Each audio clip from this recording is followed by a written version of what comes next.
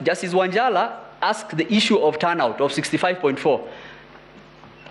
I want to tell this court, at paragraph 30 of the affidavit of the chairman, that clarification was sought and it was given.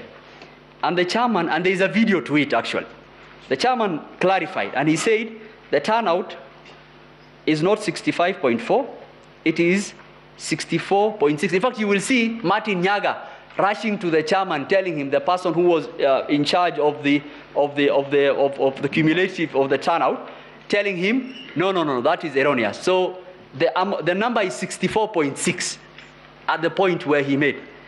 Is turnout really important in the declaration? I want to tell this court, there is this fascination by the petitioners on turnout. We don't use turnout to determine the presidential election. I think that is the base to start from. The reason why we give turnout is a measure of transparency and integrity to know how many people pass through the kit. And the problem with it is a lot of people don't understand how these kits work. If you look at the numbers I gave on that screen, you will see, in fact, if you look at 2045 hours, 63.6 and 64.6, you will see that the total registered voters on 9th August 2045 is 21 million, under the KIMS 589,961.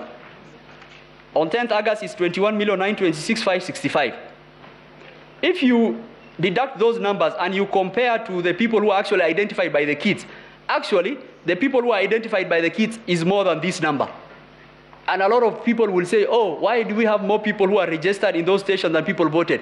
It happens, and because the relationship between the people who are identified in the kit and those total number of voters in those polling stations is not a linear relationship in this sense.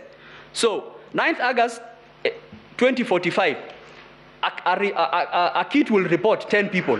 So we'll say 10 people have been identified in those kits, but the number of registered voters is 700. We will add in the total number of registered voters. You reached 10th August 240. That kit has already given its maximum registered voters in the original reporting. But people will keep on passing it. When another 20 people pass through, the kit will report 20 people have passed me through. So we will say the voters identified under the KIMS has increased. But we don't increase the registered voters in those polling stations because it is already reported. So the relationship is not one-to-one. And you have to understand, and this is the confusion that is coming, we have to understand, the only way you will know the total registered voters is when all the KIMS have reported. So when all the KIMS had reported, because this is a snapshot of that information in time, when all the KIMS had reported, the voter turnout was 64.7103. So what was remaining that time? Only the manual voters. How many? 86,899.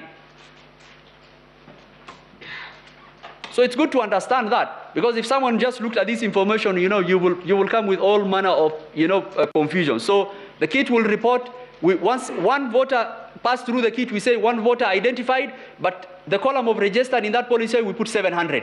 But the voters will keep on going through the kit. So as people go through the kit, we'll keep on increasing the voters identified in that kit, but the number of registered voters will remain constant. The issue of the Venezuelans, they were involved in deploying of infrastructure and the servers platform, where they did not have any access to the RTS. Look at the affidavit of Michael Ouma. Look at the affidavit of Hilda Kavongo.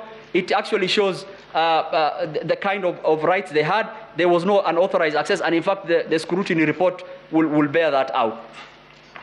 Did the postponement of elections in those counties only affect presidential voter turnout? I have indicated that is a hypothesis that has been laid out before the court. It is not borne out by the data. In fact, the voter turnout was comparatively the same.